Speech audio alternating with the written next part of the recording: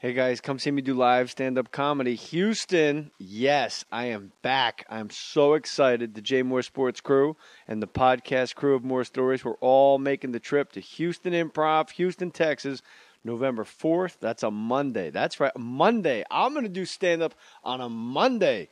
I don't give a shit. I don't need a weekend. I'll fill it on a Monday with your help. And also November 5th, Houston Improv. That's a Tuesday. Monday, November 4th, I'm at the Houston Improv. Tuesday, November 5th, I'm at the Houston Improv.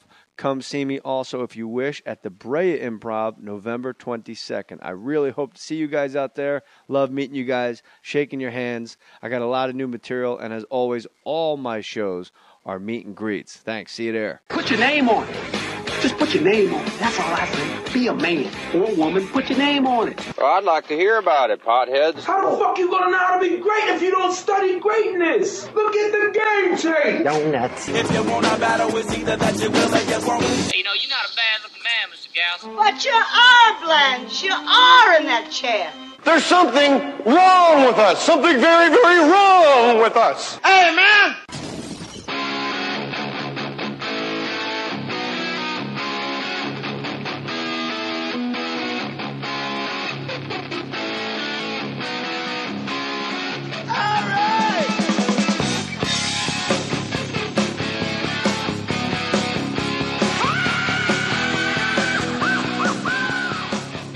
Yes, Judd Apatow in the house, Fake Mustache Studios. But he has a real mustache and a real beard. You're a bona fide hirsute man. Well, the issue is that my beard and mustache are going gray, but in a weird way. So, like, I have a big patch of white on the mustache, which looks like I might just have snot on it, but really it's like going gray in patches. And as soon as the beard goes gray, I have to go back to face again because I don't like looking at the gray face. Also, gray chest hair, I'm not happy with. Like when I see like that's beginning to go gray, that's when I panic. So mine's gray now, and like I don't know why, but I love it. You do? Yeah. See, I'm panicking about it. I might literally go wax. I might do the full wax. But I think if I wax, like literally, I'm just gonna look like a woman with big boobs. I think that the hair makes it look like I don't have boobs because it fills the crevasse. Oh, that's a good point. But if I remove it, I think I'm just fully revealed. Well, let's get real honest. When you shave, when you have shaven to go full face, be honest. How many times out of the thousands and thousands of times you shaved have you just for a minute for yourself and your own enjoyment, just left the Hitler mustache? Most times, I do that most of the times. Yeah, you go like porno mustache, Hitler mustache. I mean, eventually it comes off. You don't want to look like Michael Jordan in a Hanes commercial walking around with a bizarre Hitler mustache. What was that? It was Hanes. Like he was doing an underwear commercial when he was in first class in the airplane. Yeah, but why did he do that? That was just like he was doing. What was the premise of the commercial that led him to the Hitler mustache? Hitler loved underwear. That was the premise of their campaign? That's a fact. I mean, Hitler was like a stickler for... it was just him and funny mustaches, and everyone was like, that's the Chaplin. Yeah, that's the thing. Hitler really took away our right to say Chaplin mustache. Nobody has ruined anything other than him like that. Like, there's not like another thing that was ruined. Anything worse forever. Yeah. Like, nothing has been completely wiped off the face of the earth. Like, you could say Billy Ray Cyrus ruined the mullet. But yet you still will have mullet people, but you can't go Hitler mustache. You can't, and you bring up a very good point with the mullet, because nobody ever says Bono ruined the mullet, but Bono was full mullet for a decade, like Wide Awake in America and Red Rocks. That was a straight Billy Ray Cyrus mullet. I had a mullet for a while. I didn't know it was a mullet. I thought it was long in the back, tight on the sides, as I used to tell my business hair cutter. Up front, party in the back. Where did you have a barber, like a neighborhood barber in New York? I'm always just a go to anybody person. Now I know someone who can kind of make me look less bald. That's all haircuts are about now. It's like who can make me look less bald.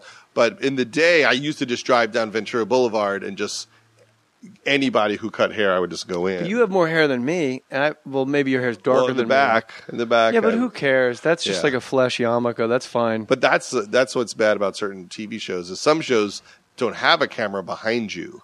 But if you go on Charlie Rose or something, it's just a bald shot the whole show. You've been on Charlie Rose? I have been on Charlie Those Rose. glasses of water, no one ever takes a sip from their water. It's almost like a Fincher movie. Like David Fincher directs Charlie Rose, just a perfect glass of water in the middle of a mahogany desk. It's cocky to pick up the water and take your time there because you're in a black room. I mean, the whole room has got I don't know if it's black felt drapes around it or something. So you feel like you don't know how long you're going to be in there. It's very compressed time-wise. And you don't think you can lay back because, like last time I was there, the people who made that movie about the tsunami were coming in. And, they're out there waiting to come in. You're like, but I want to do Knocked Up. I got to tell you about Knocked Up. I want to take a glass of water and tell you some more stories. Oh, you definitely don't want to hit the water if tsunami people are waiting behind you. Just mock them. Look how much water we don't abuse. Look how we control water here. I met them on the way out. On the way out, that's one of those awkward things where you really don't know what to say to the woman who was in the tsunami. Like this is so and so, and I'm in awe. Surf's up, girl. I've seen the movie. I'm in awe. But what do you say? You don't say I don't anything. know. I guess just hi. That's what I did. I said hi, and then I walked out. We're recording live from a construction site. If you guys are listening to this in your earbuds, and now school buses are going back and forth. My kids haven't been on that school bus in 6 years, but they stop at my house every day. I think they're spies. This is going to blow your mind, but I used to live in this neighborhood down the street. Really? On the bluff there. Your buddy Kevin Nealon's right here. He wasn't there when I was here. When I had he waited for you to move. It would have been if you guys were here. I might have stayed in the neighborhood. I might have fought my wife when she said, "Let's leave." And here's why we left. This says something about my world.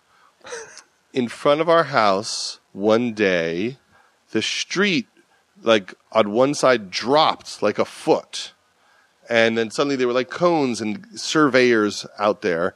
And my wife said, "There's something wrong. We're going to fall into the ocean. The street's going to collapse because it's on a bluff." And then we would ask people, and no one really understood what was happening. Why is the street dropping? And then some people would scare you with their theories. Where most people would just kind of hang out, my wife said, "We have to move." By the way, I'm not joking. You'll see on your way home, all those cones and surveyors are still there. Yeah, it's still there, but it hasn't dropped more. No. So we moved 9 years ago because of that. How far away did you go? Well, we moved a mile away, and then we moved another 5 miles away. But I love that house, and so you got to show me what house, because that's if I ever did move, I would just move to where you were. I would just move 400 yards west of here.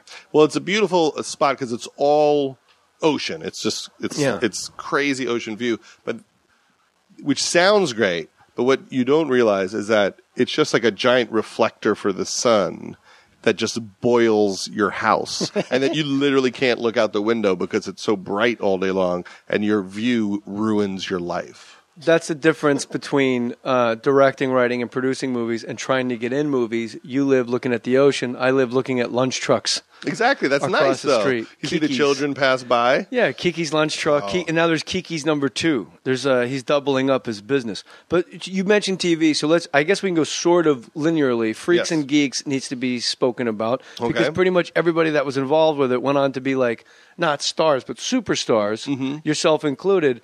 And it must bother you.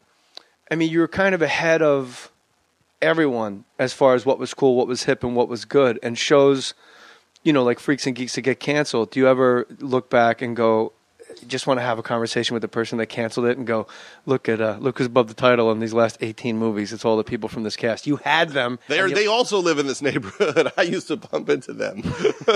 Does it bother? I mean, it must bother you. At the time, that was your whole life. Oh, I lost my mind when all that was going down.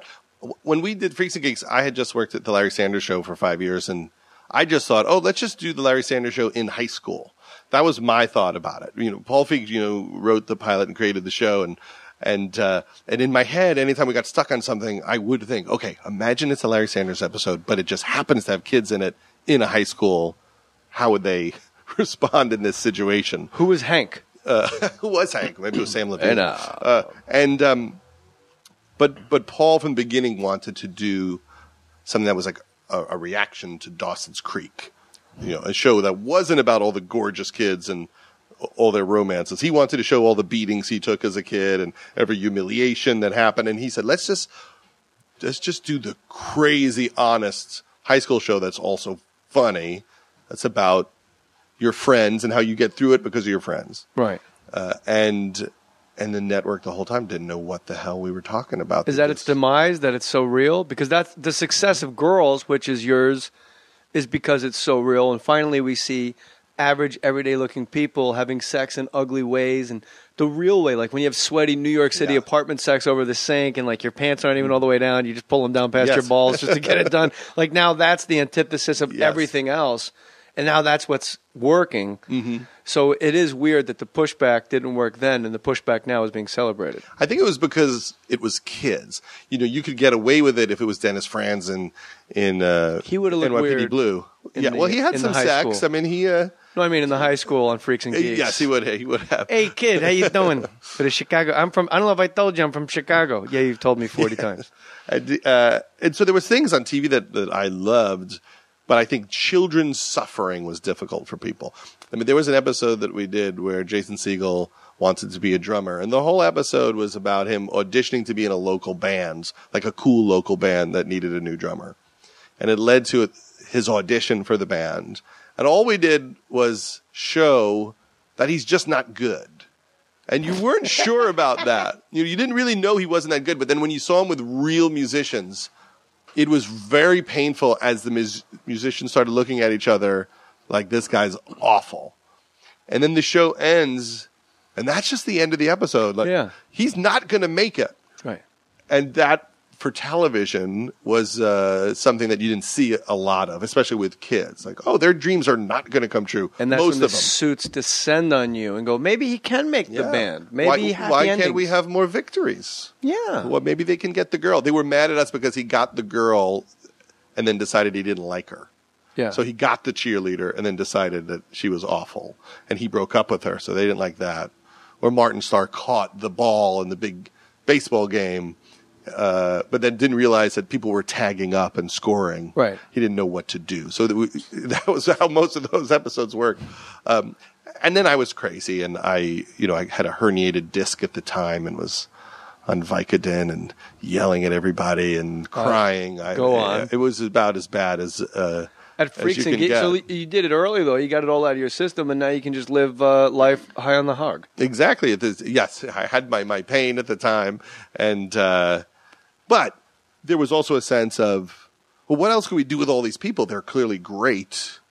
What do you do with all of these people? So we did Undeclared about college and used as many people as we could, and then made movies with a lot of the writers, actors, and directors from the show. But it's, I've said this before, but it is a little bit of a manic choice to set out to prove everyone wrong person by person.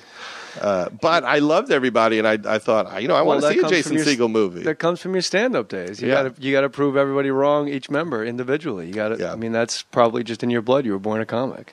I guess so. It is like seeing that one person in the crowd not laughing, and you're just obsessed on that person. But that person becomes show business. Right. Hi, I'm show business. Table of one. What? So I didn't know this about you until I just did like a cursory wiki. I knew what I wanted to ask you, but then when I did the cursory wiki search of you that you wrote for the Grammys early, right. Like that's got to be the strangest gig in the world. Are you doing punch up for like when Stevie Wonder goes out? Like Stevie, be really funny. Well, if you walked in the wrong direction. This was the first big gig I had, was writing the Grammys with Gary Shandling when he was hosting. So at the time I was doing stand-up, I was writing jokes for Tom Arnold and maybe Roseanne. I wrote for Tom for a while, and then that led to getting the job writing jokes for Roseanne. Right. Which was the biggest move up in my whole life. Was suddenly I was on retainer. I had a yearly salary just to write jokes for She wasn't going to Roseanne. let you out of her sight. Oh, it was the best thing that ever happened. Was it for stand-up or for the show? It was for stand-up. It was just her stand-up. I couldn't get onto the show. I was just writing nightclub material for her. So I'm writing jokes for Roseanne and Tom, and then I remember this clearly. I met Gary Shandling at the Comedy Magic Club in Hermosa Beach, and my manager, Jimmy Miller, said, you should let Judd write jokes for you. I hear you need jokes for the Grammys. And Gary nodded, and then I never heard from him. And Then 3 months later, I get a call that Gary needs jokes for the Grammys. And I'm opening up for Kevin Rooney at the Dallas Improv, and the Gulf War just started like yesterday. And I'm such a bad comic that I don't even work it into my act. The war just started, and I'm doing the same hunk. I'm not even adjusting my material. And so I thought to myself, I'm going to write so many jokes for him that I will be indispensable.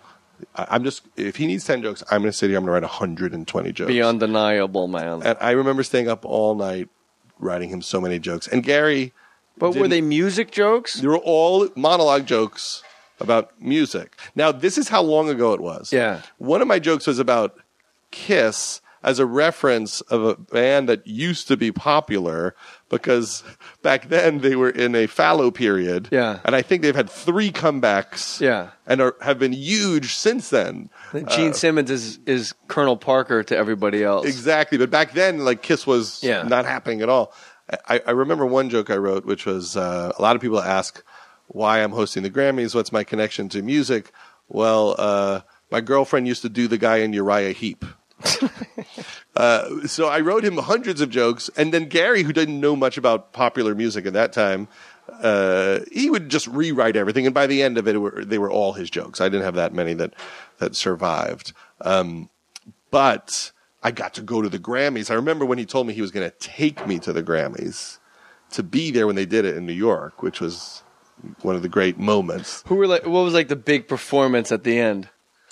Whitney? Okay, this is the Grammys where Jack Nicholson introduces Bob Dylan playing Masters of War, and the Gulf War just started. And Bob Dylan does a punk version of Masters of War, and no one knows what song it was. It was just indecipherable what he did. And then on the same show, Bono introduced a Lifetime Achievement Award to Frank Sinatra. And so Sinatra comes out. I remember this, and he clearly, he's very old. It's close to when he died. And he starts saying to the crowd, I wanted to sing for you people. I wanted to sing for you people. They wouldn't let me sing. You're so nice to be here. Why wouldn't they let me sing? And suddenly they just cut to commercial, like in the middle of him talking. And then Gary comes back and makes some joke about how rude that was that they went to commercial. And it was a whole hubbub backstage. How do you cut off Sinatra? Right. And during the commercial, Sinatra's still up there. You know, he's kind of like half crying, like, oh, what happened? Barbara, what happened? And it's traumatic. And later we found out that one of his friends was in the director's area, and he was there to tell them to cut to commercial if it didn't feel like Frank was clear-headed enough to do the speech. Old blue eyes. You don't want old cloudy blue eyes. Yeah, and so that milky blue eyes. Yeah, and so his friend said cut to commercial. I don't know if Frank knows where he is. And sorry. And then I remember Billy Idol did "Rock the Cradle of Love," and they had the lady dancing behind the sheet where they'd have the big shadow of the pretty girl. It might have been the year "Tears from Heaven" won everything. So this is the real upper. Oh yeah, everything is like Gulf War, Dead Kid, Sinatra doddering and forgetting Tina where Turner, he is. I think, won something. I remember where our little punch-up jokes during the show area was. We had to leave for a minute because in the middle of a song, Peter Gabriel ran in and changed his outfit. I mean, I remember every detail of it. And I took a picture with Springsteen, me and Gary Springsteen, and in the background photobombing, Jody Watley. Don't You Want Me? Was that Don't You Want Me? I love Jody Watley. I can't list all the Jody Watley songs off the top of my head. That's a disappointment. I'm going to be honest with you. It's kind of the only reason you're in the garage. It has nothing to do with all your great work. Forgetting Sarah Marshall. First of all, we're going to get to the gals and all that stuff, but there's been many moments as a comic watching comedies, and when I go through your IMDb page last night, I went, oh my God, this is like 80% of every funny movie. That's my favorite funny movie, from Step Brothers to Forgetting Sarah Marshall and Knocked Up, 40-year-old version. It's astounding, the output. You're like Lennon and McCartney for producing and sometimes directing and writing hilarious films. But Paul Rudd sticks out to me. You pulled him from drama And I don't think people realize Paul was like a real, like I did 200 Cigarettes with him, and he was like an actor. Yes. He was a very serious guy. From Shakespeare. And now all of a sudden, like, he's the go-to. He will never miss a joke. Nothing gets by him. He can ad-lib his balls off. He's like the funniest guy. Even like Forgetting Sarah Marshall, he's just like that surf instructing guy. Yes. It's like hysterical. Now, you obviously had to have known him prior to that to know that was in him, or did he just come in and do an audition the old-fashioned way? I didn't know Paul. Shauna Robertson, who produced Anchorman with me, she knew Paul, and I had met him briefly when I did that show Party, Dinner for Five with Jon Favreau, when he had that show. But I didn't know Paul. I saw him as just a great actor, a handsome guy from Clueless. And then he came in full mustache and in the outfit for his audition for Anchorman. Not everyone came in dressed up from the 70s. So he was fully committed and had that character, just brought in that character and was hilarious. And that was that. Anchorman's one of the auditions that you have, like when I auditioned for Champ Kind, and then when it goes to Keckner, you're like happy. You go, oh, I couldn't possibly have done what Keckner did. Yeah. Like they made such a, of course I want to work, but that's like the best, other times it goes to like the fifth Wayans. You're not really sure who it is. You're like, wait, what? We're not even the same height.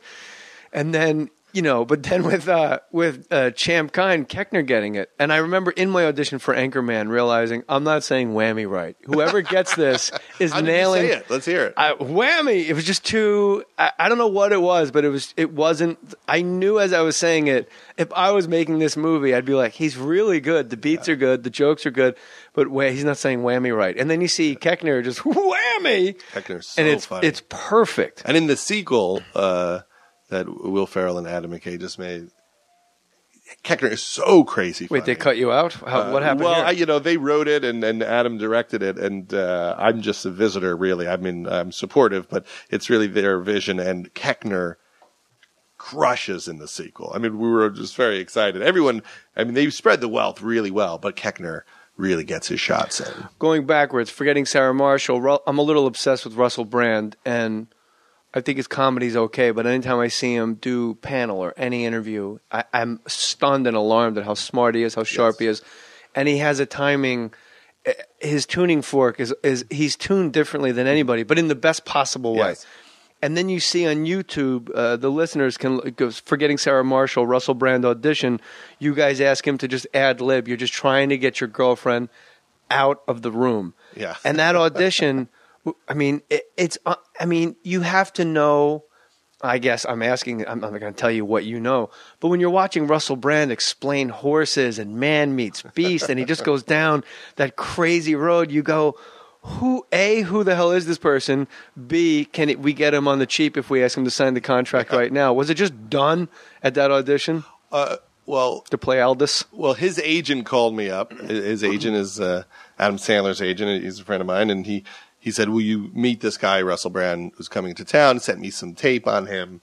And I said, sure, I'll meet him. And I don't know if I got it completely from the tape he sent over. And then he came in and was really funny to talk to.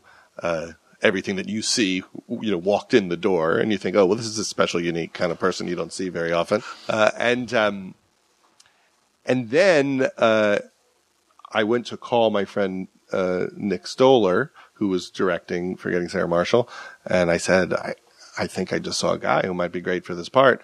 And he said, oh, he's coming in right now. His next appointment is with me to audition. And then he called me back an hour later and said, oh, yeah, though we have to hire him right now. So was there anybody else like on the short list of Aldous Snows, or do you just leave that in the hand of the casting people? Or when you're producing this movie, are you thinking like, it'd be really funny if like so-and-so came in and actually could hit this out? We had somebody all set to do it, and they fell out because of a scheduling problem. Blair Underwood. Exactly. And so then we had to figure out what to Ironsides. Too big for his britches. I don't think it was even a rock star. I think it was supposed to be an author, a famous author. And then we met Russell, and we said, oh, well, we can make him a rock star, and that'll work. And Stoller was great with him because a lot of it is figuring out his cadence and how it fits in life. Yeah. You have to slow him down a little bit, to create a personality that isn't just Russell's personality, that is this person, and still let him improvise and play and give you what he does, which is I thought you guys amazing. did a really great job with it. And I don't know if enough people realize it. On Get Him to the Greek, he was so human and he was so kind. And Jonah Hill turned in the hilarious performance, in my opinion. And I thought Russell in the third third of the movie, I don't know how you director folks talk about it, in the last quarter of the movie was turned in like this incredibly heartfelt, dramatic thing that was out of nowhere. I was impressed with it. Well, he's a serious actor, and what the movie's about is partially about a guy who's a drug addict, which Russell was. And so he was willing to go there. And I think, when Nick would direct those scenes, Russell really came ready to play and was brave about showing how he felt in those types of moments. But that movie, what we talked about a lot when we made it was, it was about, what do you do if you're in a rock band and your lead singer becomes a crazy drug addict? Do you end the tour and put him in rehab? Do you ride him out for the entire tour? Velvet Revolver. That was kind of the idea is, who's the person that says, let's stop and get this guy healthy? Right. Or do you just finish the tour? And Jonah's job was to make him deliver, even though he clearly needed to just go to the hospital. Jonah drinking everything in that limo and smoking and when he finally shows up at the Today Show, that was the scene of all scenes where I was like, okay, Jonah Hill, check. I'm never ever gonna doubt a word this fucking kid says. That shit was so fucking funny. I'm getting my smoke on. Don't be a bitch. It seems I don't know why suddenly you've become, I don't know if divisive. Just like you celebrate women so much in comedy, and you really go out of your way to make to showcase how funny women are, very deservedly so. Like with Bridesmaids and with Girls. And then when you go back and read, and going backwards is treacherous on the internet, I know. But then you read about Knocked Up, and then you kind of take heat from Katherine Heigl saying it was like a sexist set. And I really dug what you said, no, we're like idiots. We're children. Yeah. That's how we behave when we're not prepared to be grown-ups or to have children. Do you feel vindicated with Girls and with, Bridesmaids and stuff like that? Or is that always, do you talk to Katherine Heigl and ask her, why would you say that about me? Well, I always thought it was silly. I can't say that when people talk about that stuff, it isn't annoying. But, I always looked at it the first main job I had was writing jokes for Roseanne. So I felt like I was always writing, for women. And I thought that the work that Paul Feig and I did at Freaks and Geeks writing for, Linda Cardellini and all the women on that show was strong. So I never thought, oh yeah, I don't know how to write for women. That's what I felt like some of our best work was. Yeah, of writing course. These characters like Busy Phillips' character or Becky Ann Baker who played the mom on Freaks and Geeks. So it did surprise me because what I was writing about was immaturity. And, what do you do, if you get someone pregnant and you can't hang out with your buddies anymore and you thought you had about 5 years to party and lose your mind and suddenly it's just over. It's over. And your friends can't hang with you anymore. Because that's what happened when Leslie and I were expecting our first child. I remember Owen Wilson calling me at 2 p.m. saying, hey, buddy, you want to go go-karting? And I thought, no, those days are over. Judd doesn't go-karting anymore. Go-karting. I can't go to the airport to go-kart. Now Owen has a kid. He's not going go-karting, I don't think. It makes me so happy. If it was golf, I'm like, whatever. But the fact that it's go-karting makes me so happy. And that's what the movie was about. Having to instantly grow up. And so as a result, you're trying to make Seth and his friends the worst people in the world and Seth the worst person to get you pregnant. And so inherently in the premise, the woman is more solid and, she's career driven. So the pregnancy might mess up her career and the pregnancy is messing up his life of mischief. So what, sometimes people don't get the point a little bit. That happens a little bit on Girls where when people are annoyed by certain aspects of it, I always think, that's there on purpose. That's supposed to be annoying. It's supposed to be that she's a mess and she's making selfish mistakes. That's not an accident. Like, we don't know it's in there. Right. It is about the moment in your life when you're full of yourself and self-entitled and you're arrogant about what you think you can accomplish in the world, but you haven't done shit yet. And that's how we all were in that period in our early 20s. And in Knocked Up, when I watched it, I never thought that the girl characters were shrill, her word. But I thought that the guy characters were abhorrent.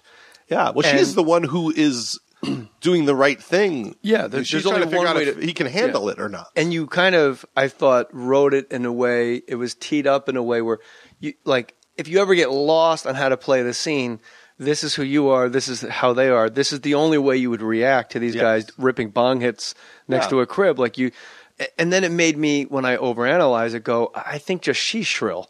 In real life, I think the role was someone that has to deal with an immature person, so she has to be the stronger one. But then to complain that the script is it got immature, it's like when you got the script and told your agent, "Yes, I will be the starring woman in a Judd Apatow movie," because you agree. This is what you agreed to do. It didn't change. It wasn't like on day 14, you're like, you know what, we're going to go another direction. You're going to be like a nutty cunt, and these guys are going to be like the everyman, and we just can't figure you out, lady. Like, no, it's exactly the same as when you handed in the draft, right? Well, I was very collaborative, and she was really easy to deal with and hilarious the entire time. So where that came from, I still don't know. I haven't talked to her about it. I hope she likes the movie. And I got a surprise for you, Judd. Catherine, she's behind that. But because I think she did an amazing job, and that's why the people like the movie. And who knows? We all do a lot of interviews, and things get taken out of context or emphasized. And in any given day, you can emphasize a concern you have. Especially on the internet, people just pull one sentence and go, "Oh, look, there's drama over here." And but what I'm getting from you is this is completely wasn't a rip on your pond at all. We haven't had a bad word about it. But also, I all that matters to me is like I would hope as the years have passed that she likes what she did, because she did kick ass, and it would be sad if she didn't have a lot of pride about what she accomplished in it. It seems like in all of your movies, every time I watch a Judd Apatow movie, whether it's directed, produced, written, or all three, there's always one person, I don't know where they came from, I don't know where, but it's like this new human just gets delivered to me like Russell Brand, like, here you go, America, you're welcome, I'm Judd Apatow, there's the guy. Yeah. And like Melissa McCarthy in Bridesmaids, it's just like, are you kidding? Your wife in Funny People, and that's, all right, I'll go back to that. In Funny People, is that a weird sell to a studio to say, oh yeah, my wife's going to play the lead? Do you go in knowing people are going to, is there a built-in bristle? Like, oh, now Judd's putting his wife in movies. Or because your wife did a great job. Well, because her career was going much better than mine when I met her. So we met in the mid-'90s, and she was the lead in George of the Jungle, and she was, doing movies with Bruce Willis, and then she was, one of the leads in The Cable Guy. So that's never been a question, because the studios have always loved her work, and we're happy about it. There's certainly a danger in working with the person you care about most in the world, because we're putting ourselves out there. Yeah. That's and how do you give them notes in front of other people? Well, that's like, not hard. I would like you to play it this way, and she goes, well, I would like you to stop gambling. Yeah. Well, we don't have to, we don't argue too much in front of people about what we're doing. We will, we'll debate it in the house. So, I'm not waiting to the moment we shoot to have the first chat about the scene. We've talked about it for 2 years by the time we're in front of other people, and there's plenty of opportunities for her to say, why would the guy do that? That's not truthful. Here's what it would really be. And then we bang it around. Luckily she's hilarious, but she's very brave. And as far as I want to push things, she wants to push things farther. So we never have any of those issues. But I am terrified of just making her look bad, or making my kids look bad, because what if I make an awful movie and it's just a humiliation to the whole family?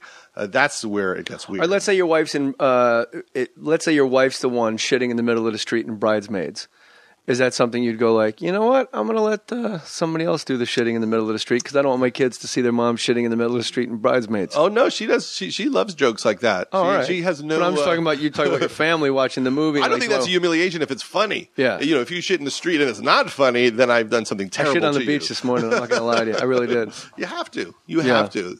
But so, you know, if the work's good, everything's fine. But no, we're not precious about any kind of weird, you know, dirty things. I've had her do all sorts of terrible things. It doesn't seem that way at all. It's just but going back to the point, like Eric Bana, like that's a guy no one ever would have thought Eric Bana was going to show up in Funny People and be that funny, that knuckleheaded, and that like punch people, like he's punching people in the face, but he's kind of kind. It's like, and that's when I'm watching it, I'm thinking that's like kind of hard to play. Like he's knocking people out, he's protecting his home. And then all of a sudden it's like, hey, you want to go hang out? Like it's like the weirdest thing in the world. And but he loves his wife, and he cheats on his wife. I mean, you know. But somehow he's likable. He's likable because Eric Bana is likable, and that's where I start with all the casting. You know, if somebody's likable, they can get away with anything. W.C. Fields was likable, so he could want to hit a child, and it was okay. You know, Bill Murray can get away with anything because we like him so much, so he can play all sorts of awful. He hits children all the time. I don't know. That's on his wiki page. Is it on his wiki page? Yeah, that's why he couldn't run for governor of Iowa. Stop hitting children. So. I don't know what Eric Bana. Bana, I knew Bana from that movie where he played the criminal Chopper. He's in this incredible movie called Chopper, and he was a comic in Australia, and then he played this. I didn't know Eric Bana was a comic. He started as a comic, and then he played this vicious criminal in this very popular movie in Australia. So I knew he could be funny, and then I loved him in Munich. You know, we weren't joking and knocked up when we were saying how much we love Eric Bana in Munich and how he's the Jew that finally gets to kick ass. And so I thought, well, it'd be funny now to have him in the next one. Yeah. And then I went and had lunch with him, and he told me about his life and his interests. And, you know, I found a way to put a lot of the things that he is interested in the movie, like Australian League football. And, you know, then I start writing it to him. I can never write a movie because I can never sit with an actor and have them tell me what they like, because as soon as they just got off what I like, I would just tune out.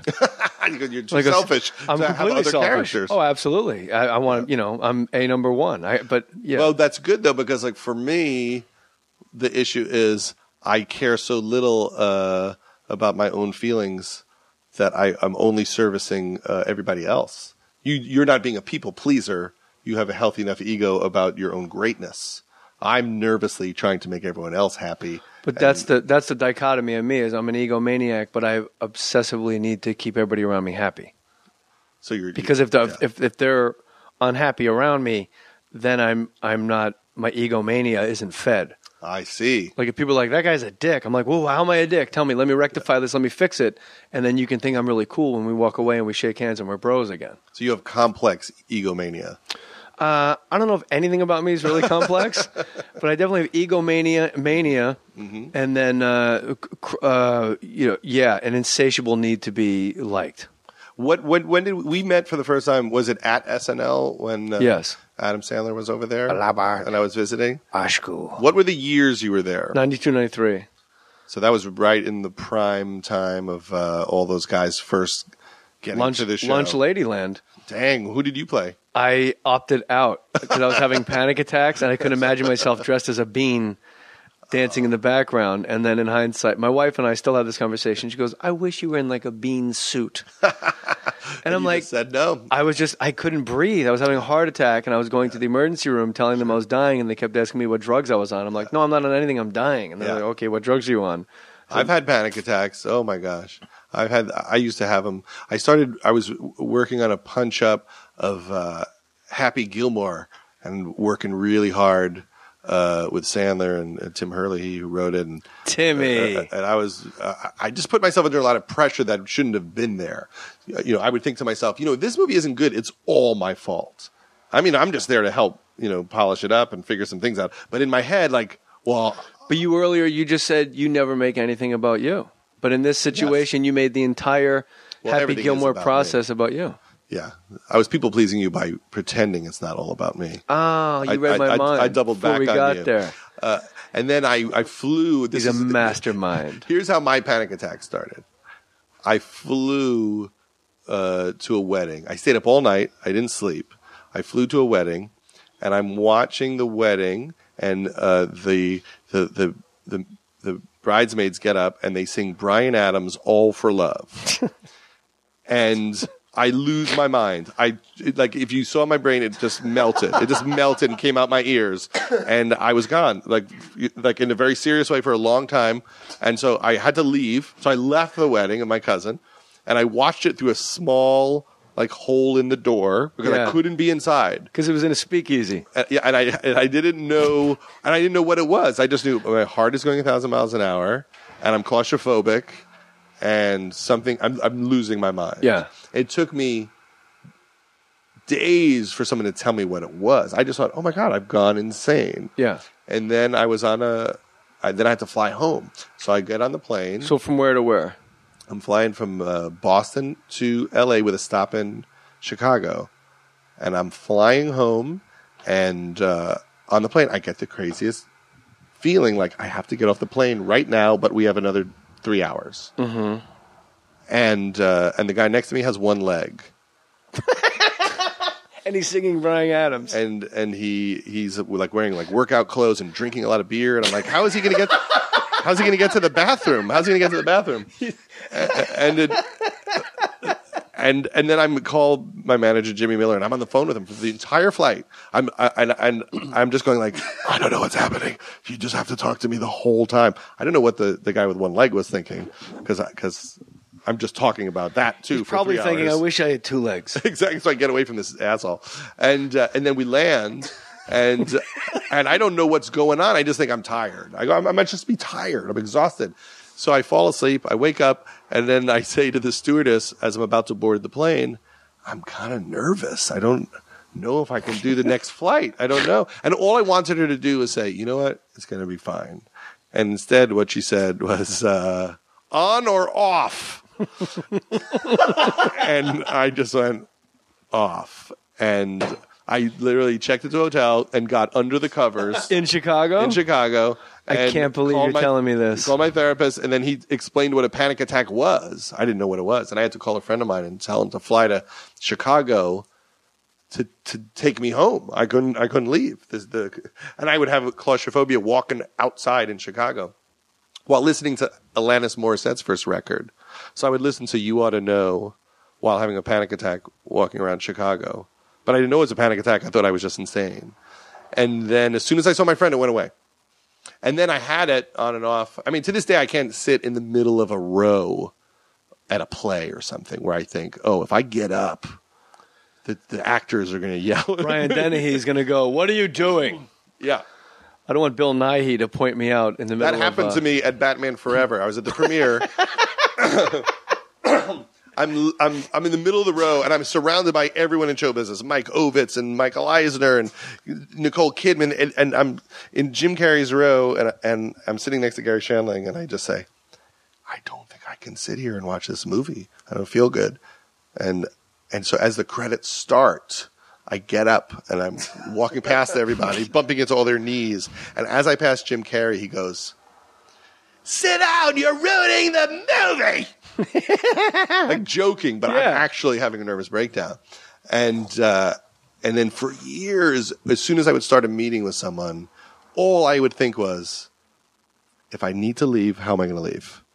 Okay, I'll say I have to go to the bathroom. That'll give me a break. And then if I come back and then I really need to leave, I'll just tell them I had some bad Pollo Loco and I think I have food poisoning. Poor Pollo Loco. And I would run that. Pollo Loco does get a bad rap. It is the go-to. So good. It's good. It's good. But it is the go-to, like, sorry, we had Pollo Loco on the drive up. Every time.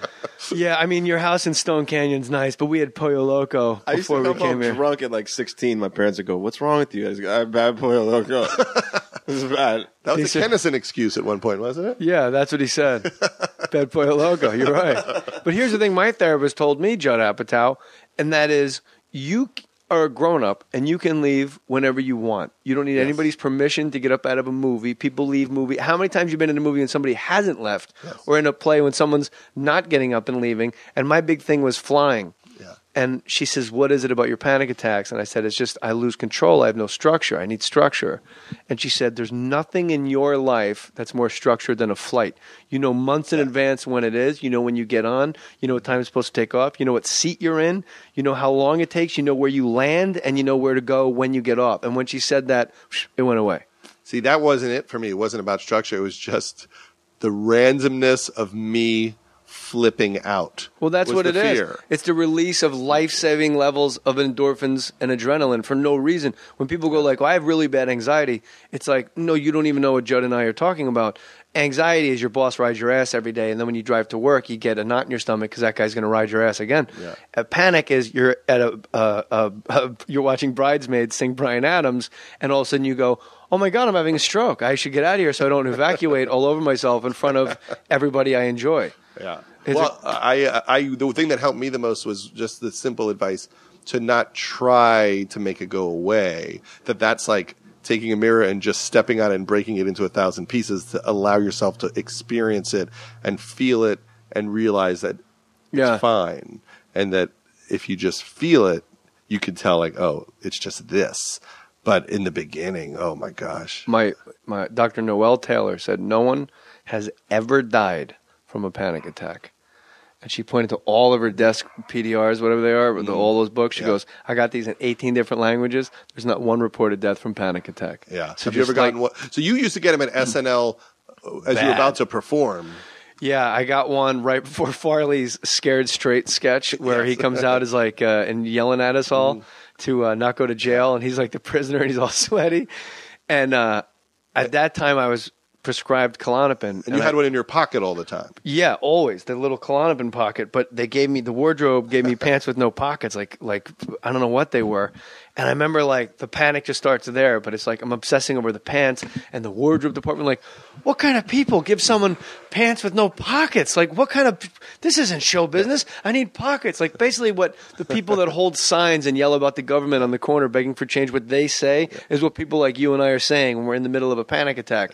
So I held them in my hands and my hands were so sweaty because I was dying that I thought they were going to evaporate. So I had to hold them just right. Shake him around like a raisinette you don't want to melt. Exactly. That's exactly it. And then the costume people are like, Jay's turning into such an asshole. He's like wants pockets in his pants. He doesn't even need pockets. Yo, they better have pockets. But the thing was when Farley walked in, it's just the sun came out. Yeah. The clouds go away. He was the most beautiful man in the world. Is it true the Cable Guy was written for him?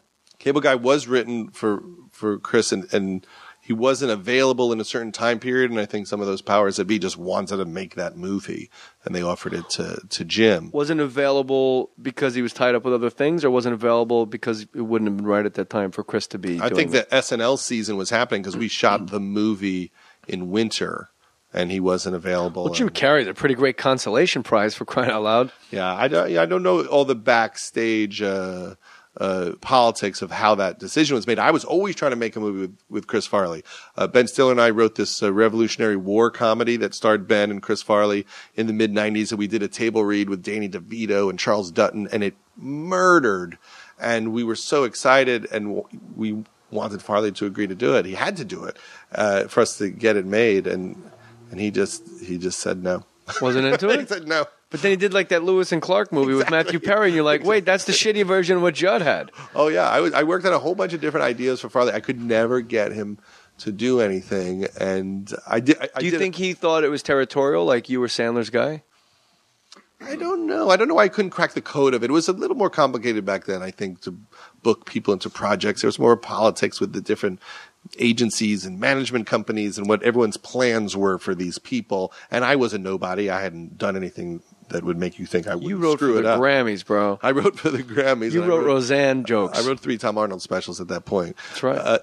Good man, Tommy. But Farley was, I think, the funniest person in person that I've ever been around. Ever. And I don't think anyone comes close. And the energy he had, I don't think there's no way to even describe to people what it was like to sit in a restaurant with Chris Farley while he talked to the waitress. The only way I could ever explain it, and I always go back to it, is it's the sun. It's the sun. And it burns bright, and it can only end one way. And I've never met anyone like you. I never met anyone that made me feel the way I felt when I was around Chris. The joy, like when you're a kid, and you have that one uncle that'll just throw you in the pool for hours. You're like, he's the best. But that times 1,000 because you're a grown up, and Chris is just saying hi, and it's just this light he would have and just throw on you, and you just started giggling when he was talking, and when just, how are you? But my favorite Chris thing, well, there's no one favorite thing, but in any sketch where there's small talk, like a courtroom right before the gavel goes down, and people have to go like peas and carrots, hubbub, hubbub, Farley would go, murmur, murmur, Spade's gay, murmur. He would actually yell murmur because it would say in the script, murmur, murmur, and he would just scream it at the top of his lungs. What is Judd short for? Nothing. And I have no middle name. My parents didn't bother to give me one. They gave my brother one and then didn't bother with me. What's your brother's middle name? Charles. What's your brother's first name? Robert Charles Apatow. So how about you just take Robert as your middle name and just tell him, what are you going to do about it? Come meet me in the Palisades. Let's throw. That is possible. Let's get some, although I think my middle name now is that when I got married, my middle name is Mann. I think it's legally Judd Mann Apatow. My middle name is my wife's maiden name. Yeah, so I think that's what it is now. But I mean, you would know. You did the paperwork. No? I did, but I never see it land in other paperwork. Like I filled it out, but I've never seen anyone send me something that said Judd Mann Apatow. You do a voiceover for Fruit of the Loom, and it just says Judd Apatow. You're not going to correct them. Yeah, I thought it'd be nice if it got out. I have to say, one of the saddest things just about everything that's happening in modern comedy is that Farley isn't around to be a part of it. I mean, that is just a tragedy that it's hard for people to grasp what they're missing if he got to do this ride with everybody. Yeah, Bill Murray's a guy. Like, we have this discussion a lot on the podcast. As you know, you told me you listened to it a lot. Like, greatest cast member of all time, like after the fact, greatest cast member as they were there. Mm-hmm. And you brought up a really interesting point. Like, you don't know anybody that was as funny as Farley in person. Mm-hmm. Just if he walked into this garage right now, we would be here for 4 hours. Yeah. And he would like literally pick up an ashtray and put it up to his ear and go, huh? And we would be dying. Like, well, if he was leaving a restaurant, like if he left first, he had to get somewhere, you knew as he walked by the window at the restaurant, he was going to do something crazy. Yeah. Like you would be terrified for the moment, like, oh my God, he's got to pass by that window. What is he going to do? And the last restaurant, he did the going down the stairs gag. So now it's going to, he'd fall or act like he was getting choked out. Or just talking to strangers. You know, when everyone was first starting out, and people had that mad funny because they hadn't made it yet. There was a lot of interaction with strangers that was hilarious. Farley just walking up to a woman going, I'm in town on a convention. I got $50 and I want to have some fun. What are you doing right now? And that would happen all the time before they were famous. Back in the day. I mean, Kevin Meaney's HBO special, he went out in the street and talked to strangers. Well, Sandler used to do this thing at the Improv that made me laugh, which is he would stare at someone across the room until they saw him staring, and when they locked eyes with him, he would not look away or smile till they looked away because they got uncomfortable, and then he would continue to stare at them till they had to check a second time to see if he was still staring at them. While he's doing his act? No, just like in the restaurants. He would just look at someone and just go, and just stare at them like a madman. And you can't do that when you're a gigantic comedy star. Or, I mean, he would just, yell at people on the street. And it was, you'd be afraid to go around with Adam a lot because he really wanted to interact with people. Really? In elevators. Yeah, see, when I signed on, he was the most famous one. Yeah. He did, like, it was, Billy Madison and Happy Gilmore were right there, and it was Sandler's world. Yeah. So we would go out, and I was never a part of the group. It was always like a freshman hanging out with seniors. Like, they're letting you walk home with them, but you're not a part of the crew, let's be honest. But if you went out to a restaurant, everybody, like, let's just get there as quick as possible with our baseball hats on. Once we're inside the restaurant, we will break the waiter's balls mercilessly. Yeah. Sandler had one of the funniest ad-libs. We were trying to go up the night elevators, and you needed like a special swipe card back when they were new.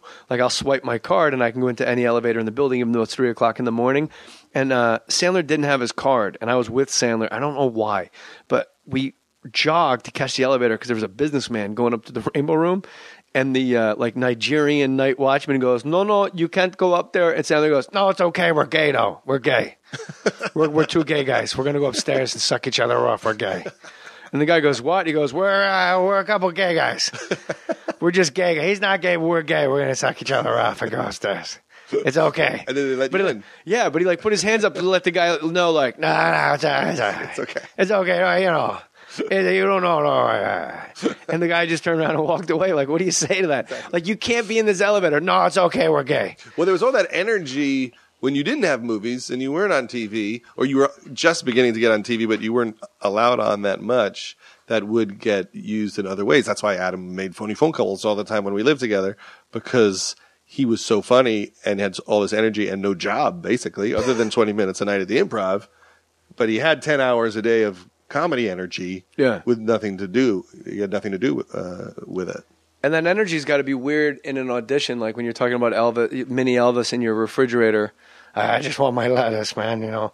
Like his act was so off the beaten path. And would bomb a fair amount of the time. I mean, his act wasn't foolproof at all. Some nights the crowd would lock right in and he would kill. Yeah. I remember taking him to the San Diego Improv, and I got Dave Becky to let him like be the headliner on a Monday night, and Adam just died for 50 minutes and he just leaned back against the brick wall and ran it. He just ran the act because the crowd just did not get it at all. And then other nights, people would totally understand him. And what's the transition, Judd, when you go from being a comic, and you're right about Adam's act, and that's what I liked about it. And when I saw him on Letterman, it was working. It was all like, you know, mini Elvis in my refrigerator, like, I'm the king of rock and roll. Why are you standing on my lettuce, you know? And like all that stuff, it's so weird and so bizarre. And if they don't go with you, you can't get them back. There's no crowd work. There's not like, well, move on to it's all and that it's not one-liners energy. and the next one will work. Like you're in like a conceptual idea for 3 minutes. So what's the transition from that to becoming the actual biggest comedy movie star in the world?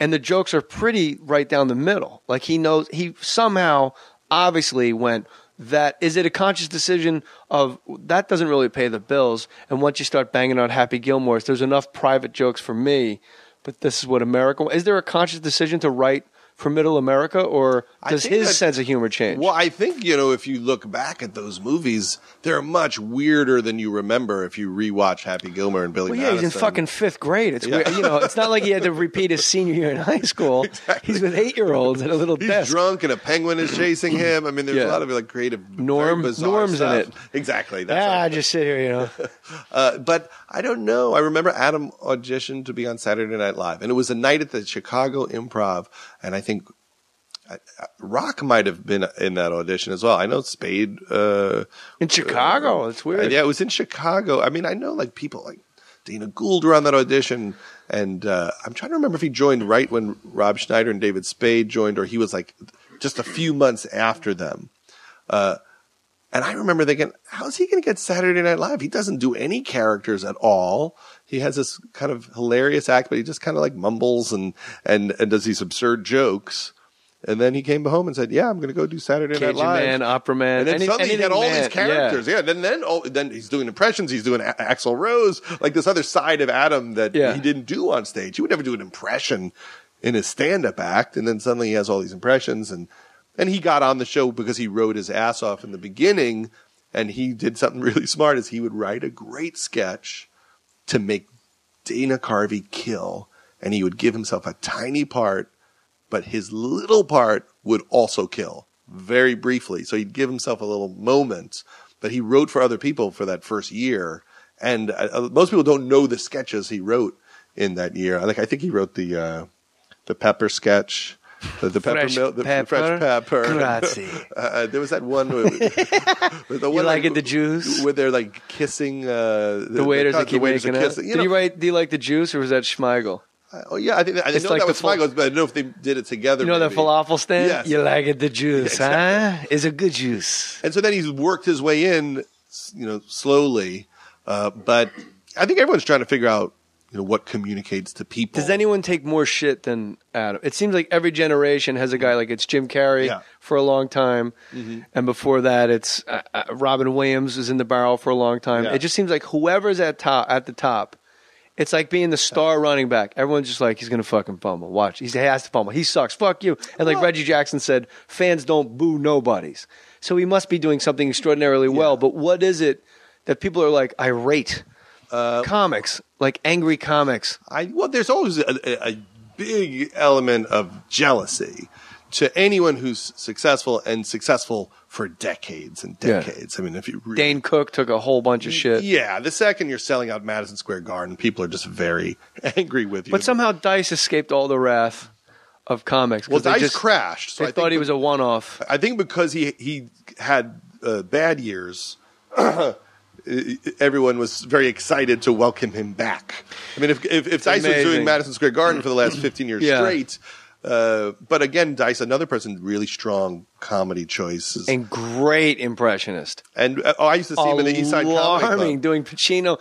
His Pacino was so good, when he turned around, you knew which movie it was from. You're like, that's Dog Day Afternoon Pacino. I saw him when he only did impressions when I was 15 and I was a dishwasher at a comedy club.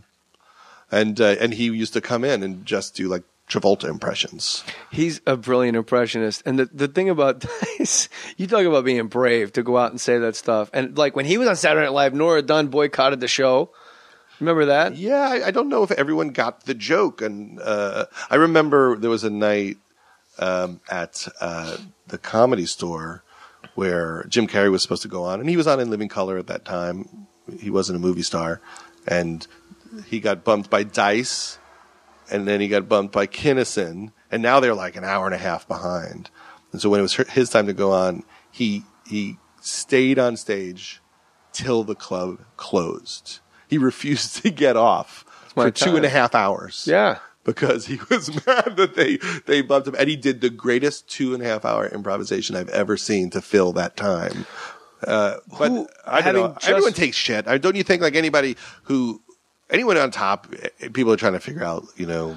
But there's what's like wrong with it. Specifically like Adam, not Dice, Adam, Jim Carrey, people you were like stars. Yeah, it just seems like I guess it just boils down to jealousy because like my sister who lives in Louisville, Kentucky, just goes and sees the movie, buys a ticket, and with her friends, and they have a good time. And I forget I live in a bubble in West LA. Both of those guys have done everything. So it makes no sense to have any issue because both of them have done some of the great independent movies like Eternal Sunshine, The Spotless Mind, and Punch Drunk Love. They've done really silly, movies that are just madness. But They've Sandler done was great in Funny comedies. People. I thought it was a real good dramatic performance. That was the best time ever, and he's endlessly creative, as is Jim. But, there's only been like 6 or 7 guys who've made it like that. That's true. So who else are people going to attack? I having worked with Jim Carrey and having worked with Adam, I wasn't with Adam when he was where he is now in the atmosphere way out. But when on the wonderful Burt Wonderstone, I worked like a week. But being with Jim Carrey and seeing, like in the makeup trailer, he's already at work. Okay. He is like digging down the rabbit hole. Sure. Oh, he's walking the halls at his house at midnight. Yeah, running that scene. He had tattoos put on his chest that no one ever saw to help him get into this crazy magician character. Yeah. So I guess I was going to ask you, out of all the comics you've worked with, who really worked the hardest? Well, maybe to the detriment of like, bro, you got to stop calling me like this. We're good here. We're like. I don't want you to say anything negative about anybody, but I think it's use it as a positive. Like they're that passionate about it. The guys who are on top of the world, who are the biggest guys, are the hardest workers. I mean, if you look at who's been around and who's making a lot of stuff, it's because they work their ass off. I mean, I used to get hired by Jim, a month before some of his movies started to just sit in a room and go over every line and see if there's anything else he could do, any other joke he could make. And then he would memorize the entire script. He could literally say all of his lines in a row from the entire script. Can you imagine being with that guy like during The Grinch? Like a regular movie, you go, all right, he's playing like Dick and Jane and all that. But like when you're the Grinch and you're memorizing the Grinch and you're becoming the Grinch, I don't know how you go home and just like heat up a steak. I think some people are totally consumed, when they're working. I mean, Sandler works his ass off. He works for months, rewriting those movies, and he's in every aspect of it. And these guys have made a lot of movies and a lot of great movies. I mean, I think everyone, it's like records. There's certain bands, and you think, that's the great record. Someone will go, oh, Quadrophenia is the great record. And someone else will be like, no, it's Who's Next. And, but they've done so much stuff at this point. Yeah. I mean, it's kind of remarkable if you go, well, here's all the comedy albums he made. Here's all the weird appearances on TV. Here's all the awards he accepted where they did like an amazing speech. Some of the best things these guys have done have been really weird acceptance speeches on like the MTV Movie Well, going back Awards. to Russell Brand, he spoke to Parliament about like drug addiction, and we need to not put people in jails. It's a sickness and needs to be treated as a sickness. And they tried to laugh him out. And like all the Guardian, all those papers were like, look, haughty-taughty naughty boys coming to Parliament. Sure. And then he just absolutely outsmarted everybody out of the room where he demanded to be taken seriously. But you're one of those people, people probably have no idea how hard you work. How many scripts do you have in your house that are like the bane of your existence because you just can't let them go? You can't crack them? Yeah. I mean, at What's any the over-under? given moment, there's maybe 4 to 6. There's not a ton because I don't have any infrastructure. Well, I've written none. So 4 that you haven't made when you're Judd Apatow to the casual listener is like, holy shit, just make them. You're going to be a quadrillionaire. I don't know if I think I made that up. But like 4 scripts that are finished. Oh, well, I'm talking about things that I produce because a lot of what I do is overseeing other people writing. I mean, I have a few scripts of my own that I've never been able to get made or get cast. It just has never fallen into place with the right people. What made me think about it is when I read, God, this is years ago, that you were going to do Make Amends with Owen about a guy, an AA guy, going around and having to apologize to everybody. Yes. I'm like, this is the movie. This is it. Yeah. This is the movie I need to see. This is perfect. And then it just kind of doesn't work out. And then you go, again, you do that cursory wiki glance or whatever, the IMDb, and you go, oh shit! Like he never even made that. Like you got great movies that you've written for friends that maybe he couldn't do it because he was go-karting. Well, that one we Callback, couldn't get the ladies and studio to make it because they had no sense of humor about AA and alcoholism. And so What's funnier than alcoholism? Exactly. Why do you think Christmas is bearable? Because people get drunk and they fall down into the Christmas tree. Exactly, and it was just. But I was trying to make that movie before Owen became a big star, and so I couldn't get them to take the leap and say, "Let's bet on Owen that he's going to make it." It was right after Bottle Rocket. Bottle Rocket didn't make a lot of money, and I was saying, "I think this is going to be the next guy," and they just said, "Well, not we don't believe in Owen, but just we're not willing to make a $15 million investment in your guess," and that happened for years. Where me and other people would say, I think there should be a Will Ferrell movie. And people wouldn't back us with the belief that Will Ferrell is going to be a gigantic international movie star. And people would say to our face, no, we kind of don't think so. And then finally he breaks through and it happens. And I'm sure for anyone who's made it, there have been people who've said, I don't think that person is going to make it. But it took a very long time for anyone to believe that our opinions about who would make it could be trusted in any way. When you have a script like Make Amends and you can't get it made, do you put it away and it's done because it'll make you crazy to think about? Or do you just periodically go, does it like stoke a fire in you every once in a while? And like you said, you have 4 or 6 of them in your house. Well, sometimes you're just out of the moment of creation and you can't, it's probably like writing a song and trying to That's what I was going to guess too, halfway through.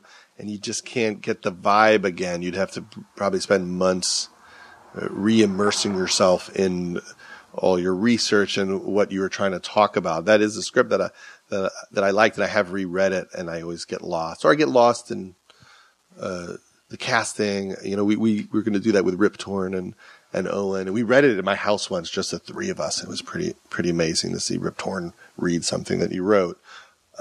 But sometimes you just lose your step with it. What's the fastest script you ever wrote?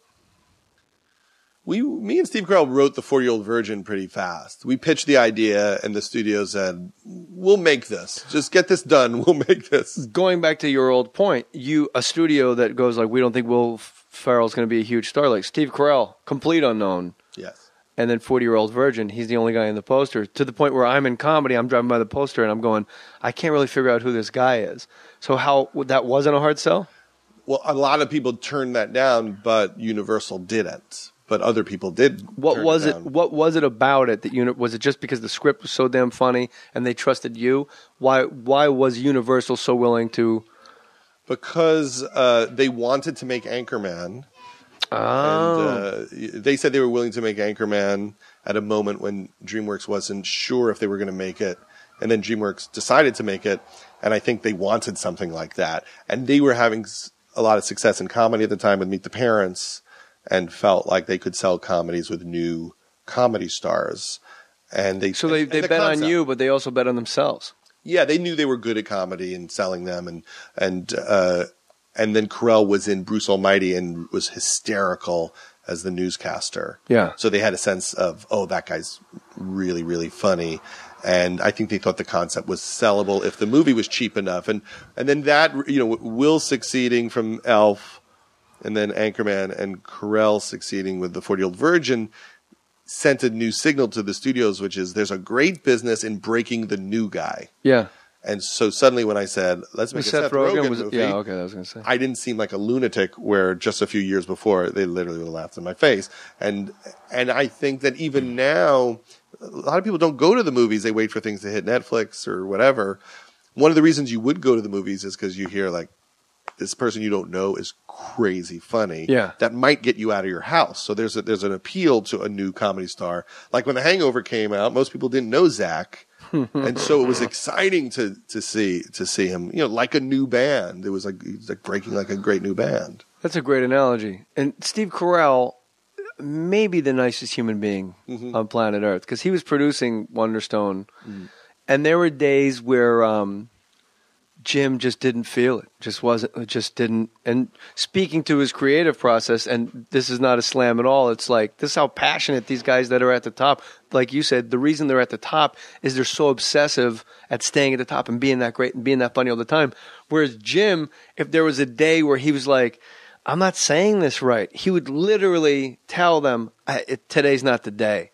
And that's, that's $400,000 just out of somebody's pocket. And I would ask Steve Carell, like, hey, what's going on? He says, yeah, it's, he would tell me what would happen. And I'm kind of, I'm the lowest guy in the totem pole. And I'm standing next to Alan Arkin. I'm not going to go, what the fuck's that about? So I'm trying to vibe out Carell, but he's just got like this idiot smiling at the sun, like nothing bothers this guy. And if ever anything was going to bother you, it's like you producing a movie and you can't work that day. And like I learned more from watching Steve Carell produce the wonderful Burt Wonderstone than I've learned from anybody telling me life lessons like this is how you got to treat people and this is what you got to say to people. Watching him interact with people and everybody, like Teamsters, caterers, people acting like absolute assholes, and he just keeping that genuine smile and just going, that's life. I've never seen anybody with that disposition. Yeah. It's that's exactly what he was like. All the times we've worked together, we just did Anchorman 2 and he hasn't changed at all. Thank God. And what you learn is that it's just going to get done. So if Jim says, you know what, I don't think we've found the scene yet, it's not happening, somehow they will figure out something else to shoot. It really won't cost $400,000. They'll just have to make some adjustment in what they're doing. And then the next time they do it, Jim will find it. And when you've been through enough work, you realize me flipping out is not going to make this go better. And most people can't help but flip out. And I'm probably more like that because you feel like if the movie's bad, it'll ruin my life. And this moment is the beginning of everything caving in. Yeah, you're a made man. I mean, you're a made man at this point. But luckily, that feeling on some level doesn't go away because it just drives you to pay attention. What's the worst flip out you had on a set?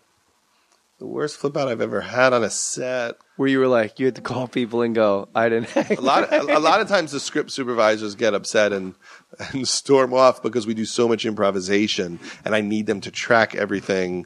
And then when I turn around and have to shoot the other actor and I have to match what happened on the other side, if they don't keep really good notes.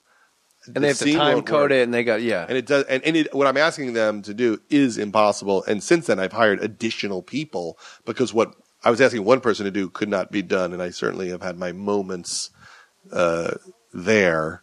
But like, what do you mean you don't remember what happened yesterday at 10 in the morning and how much coffee was in the clear coffee cup? How can you not remember this 11-minute run that Steve Carell just went on? But, you know, to your credit, you remember it. And I guess that's why you're the director, and that's why other people work at script supervising and other people work in wardrobe. You see it all. You're like the field general. Well, that's the hard part about directing is you're paying attention to everyone's job. You're not doing everyone's job, but you do have to pay attention. Sometimes people get mad at me because I will want to cover a scene in a way that I think makes a joke work more than makes a scene look good. Right. And so I've had conflicts with people where they're mad because I would say, no, just go and tie it on his face. I got it. This whole match will be fine. And they think, oh, you're going to make the scene look really shitty. and I don't like you for that. It's odd that at this stage in the game, people just don't trust you implicitly and say, Judd obviously knows what he's doing. You're not some like kid out of film school. Well, this is more in the beginning. And now you find, I found people to work with who understand our process and how it works. So it's a little bit easier now. But yeah, there were many years where people would look at me and not understand what I was talking about. When we did the first movie, when we did The 40-Year-Old Virgin, a lot of the crew worked with Clint Eastwood, so they were used to doing one take. And we would do a lot of takes, and sometimes we would just run out the mag and let Seth and Paul Rudd do, you know how I know you're gay for 10 minutes, and then another 10 minutes, and then another 10 minutes. And I could definitely see people on the crew who were not pleased with our approach. Yeah. And that was Clint. How did you get Clint's people? Was it a Warner Brothers movie or? It was a great cinematographer who worked with Clint Eastwood. So it was, the crew that shot a lot of Clint Eastwood movies, but they didn't know our sense of humor, so some of them got it, but there were a lot of people who just looked like we were just whacking off all day long. If Seth has 2 lines and I decide to do 10 minutes of improvs to make sure those 2 lines are funny, there are people who just they want to go home. And all the people that you work with, if ever you want people to improv as much, like I've seen all the Step Brothers outtakes, and I'm like, there's got to be more. There's got to be more than this. Yeah. There's got to be more. Sarah Marshall, like all the outtakes. You're like, you want just anybody financing a movie, because I know all money people listen to this podcast. Yes. Just order extra mags of film and let Judd do whatever he wants to do. This was fun talking to you, bro, and I got to congratulate you, girls. And I loved your speech at the Golden Globes. Like, your big FU to the establishment was cool as hell. And it's a perfect show. Like, it's not usually like a guy will go, this is like my project. And you go, well, that's really good. But no, like, it's perfect. Like, it so encapsulates what happens at that age when you're really not making it the way you want to make it in Manhattan, myself included. Yeah. Like, just everything's sweaty. It's either always too hot. It's either always too cold. Nothing really fits right. And then every once in a while, you get together with your friends and just magic happens. And that's what you hold on to and through all the garbage that happens. Yeah, I mean, Lena Dunham, I saw her movie Tiny Furniture, and I just thought, oh, there's a kindred spirit. And so for me, it's been a dream project because she's so talented and really can do it all. And all you're doing is trying to feed her machine and figure out how you can support her, how you can help her pace her time. And when she needs ideas, pitch ideas. And, and I have a great relationship with her because I just said to her, you're in charge of everything. You have final say over everything. I'm just going to tell you my opinion, and I'll pitch you some ideas, and I'll try to look for leaks in the boat, but it's all yours.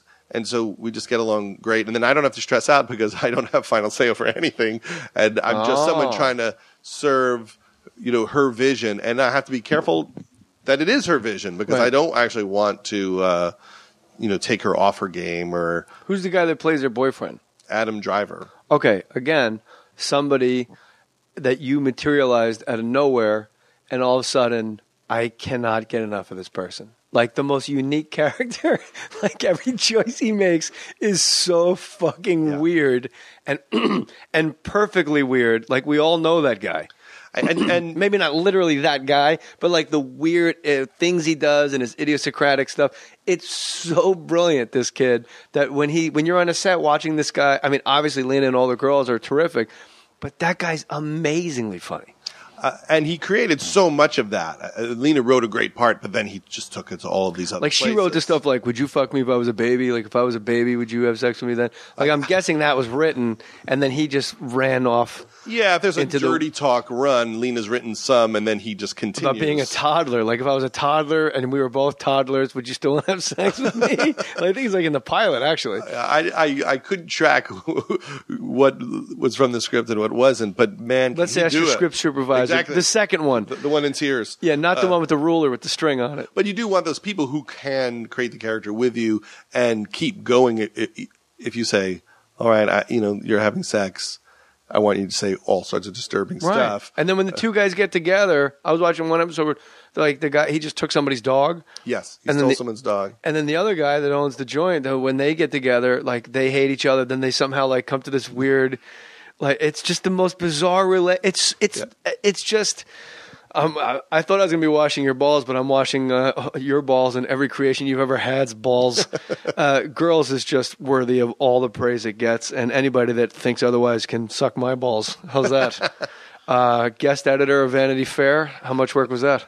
That was a lot. When you do something like that, you never know if it's just in name only or you help out with 1 or 2 articles. But they really let me do it for 5 or 6 months with one of the editors, Dana Brown. That's how long it takes to put together. Well, the way Fair? I did it. I mean, I don't know if that's how people usually do it, but I knew it wasn't going to be till the Christmas one, and so I had a lot of time. And I just look at that as an excuse to find ways to talk to and interact with my heroes. So I think, oh my God, I have to get Steve Martin to do something. And so we took a picture with me and Steve Martin, and I interviewed Albert Brooks and took a picture with Mel Brooks and Carl Albert Reiner. Brooks wants to do stand-up again.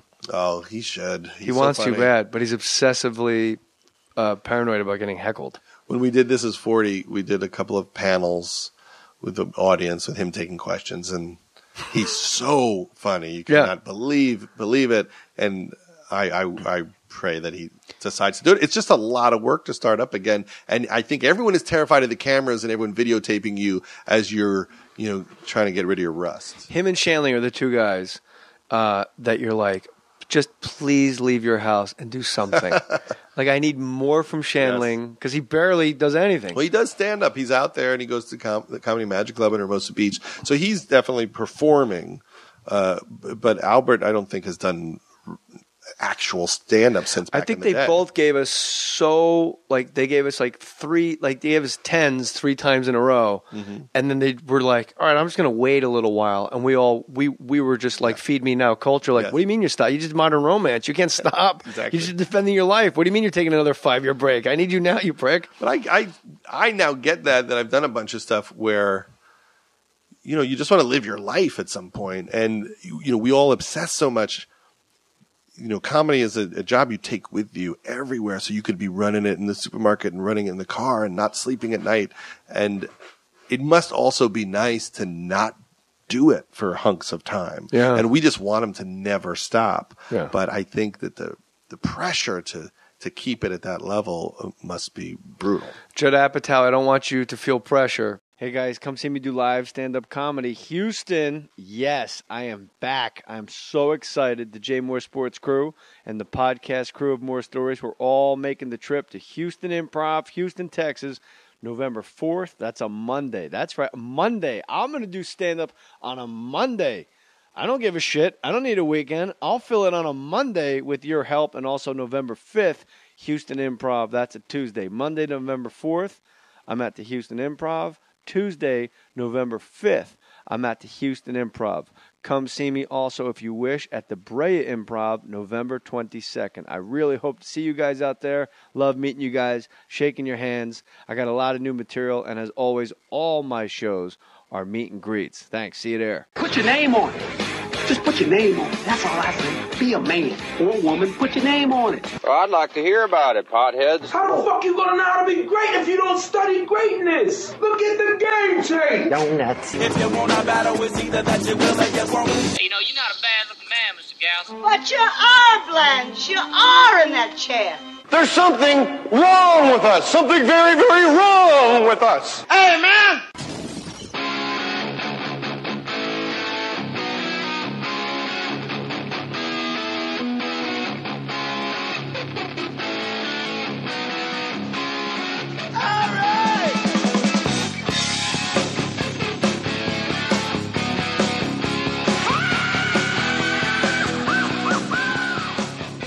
Yes, Judd Apatow in the house, Fake Mustache Studios. But he has a real mustache and a real beard. You're a bona fide hirsute man. Well, the issue is that my beard and mustache are going gray, but in a weird way. So, like, I have a big patch of white on the mustache, which looks like I might just have snot on it, but really it's like going gray in patches. And as soon as the beard goes gray, I have to go back to face again because I don't like looking at the gray face. Also great. Do you have a barber, like a neighborhood barber in New York? I'm always just a go to anybody person. Now I know someone who can kind of make me look less bald. That's all haircuts are about now. It's like, who can make me look less bald? But in the day, I used to just drive down Ventura Boulevard and just anybody who cut hair, I would just go in. But you have more hair than me. And maybe your hair's darker in than in the back. Yeah, but who cares? That's just like a flesh yarmulke. That's fine. But that's what's bad about certain TV shows. Is some shows don't have a camera behind you. But if you go on Charlie Rose or something, it's just a bald shot the whole show. You've been on Charlie Rose? I have been on Charlie Rose. Those glasses of water, no one ever takes a sip from their water. It's almost like a Fincher movie. Like David Fincher directs Charlie Rose, just a perfect glass of water in the middle of a mahogany desk. It's cocky to pick up the water and take your time there because you're in a black room. I mean, the whole room has got like, I don't know if it's black felt drapes around it or something. So you feel like you don't know how long you're going to be in there. It's very compressed time-wise. And you don't think you can lay back because... like last time I was there, the people who made that movie about the tsunami were coming in. And, they're out there waiting to come in.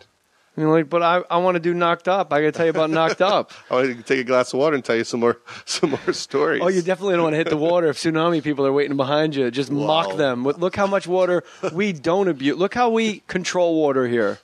I met them on the way out. On the way out. That's one of those awkward things where you really don't know what to say to the woman who was in the tsunami. Like this is so and so, and I'm in awe. Surf's up, girl. I've seen the movie. I'm in awe. But what do you say? You don't say I don't anything. know. I guess just hi. That's what I did. I said hi, and then I walked out. We're recording live from a construction site. If you guys are listening to this in your earbuds, and now school buses are going back and forth. My kids haven't been on that school bus in 6 years, but they stop at my house every day. I think they're spies. This is chest hair. I'm not happy with. Like when I see that's beginning to go gray, that's when I panic. So mine's gray now, and I don't know why, but I love it. You do? Yeah. See, I'm panicking about it. I might literally go wax. I might do the full wax. But I think if I wax, literally, I'm just gonna look like a woman with big boobs. I think that the hair makes it look like I don't have boobs because it fills the crevasse. Oh, that's a good point. But if I remove it, I think I'm just fully revealed. Well, let's get real honest. When you shave, when you have shaven to go full face, be honest. How many times out of the thousands and thousands of times you shaved have you just for a minute for yourself and your own enjoyment, just left the Hitler mustache? Most times, I do that most of the times. Yeah, you go like porno mustache, Hitler mustache. I mean, eventually it comes off. You don't want to look like Michael Jordan in a Hanes commercial walking around with a bizarre Hitler mustache. What was that? It was Hanes. Like he was doing an underwear commercial when he was in first class in the airplane. Yeah, but why did he do that? That was just like he was doing. What was the premise of the commercial that led him to the Hitler mustache? Hitler loved underwear. That was the premise of their campaign? That's a fact. I mean, Hitler was like a stickler for... it was just him and funny mustaches, and everyone was like, that's the Chaplin. Yeah, that's the thing. Hitler really took away our right to say Chaplin mustache. Nobody has ruined anything other than him like that. Like, there's not like another thing that was ruined anything worse forever. Yeah. Like, nothing has been completely wiped off the face of the earth. Like, you could say Billy Ray Cyrus ruined the mullet. But yet you still have mullet people, but you can't go Hitler mustache. You can't, and you bring up a very good point with the mullet because nobody ever says Bono ruined the mullet, but Bono was full mullet for a decade, like Wide Awake in America and Red Rocks. That was a straight Billy Ray Cyrus mullet. I had a mullet for a while. I didn't know it was a mullet. I thought it was long in the back, tight on the sides, as I used to tell my business hair cutter. Up front, party in the back. It's going to blow your mind, but I used to live in this neighborhood down the street. Really? On the bluff there. Your buddy Kevin Nealon's right here. He wasn't there when I was here. When I had he waited for you to move. it would have been if you guys were here. I might have stayed in the neighborhood. I might have fought my wife when she said, "Let's leave." And here's why we left. This says something about my world. In front of our house, one day, the street, like on one side, dropped like a foot, and then suddenly there were like cones and surveyors out there. And my wife said, "There's something wrong. Like we're going to fall into the ocean. Where the street's going to collapse because it's on a bluff." And then we would ask people, and no one really understood what was happening. Like, why is the street dropping? And then some people would scare you with their theories.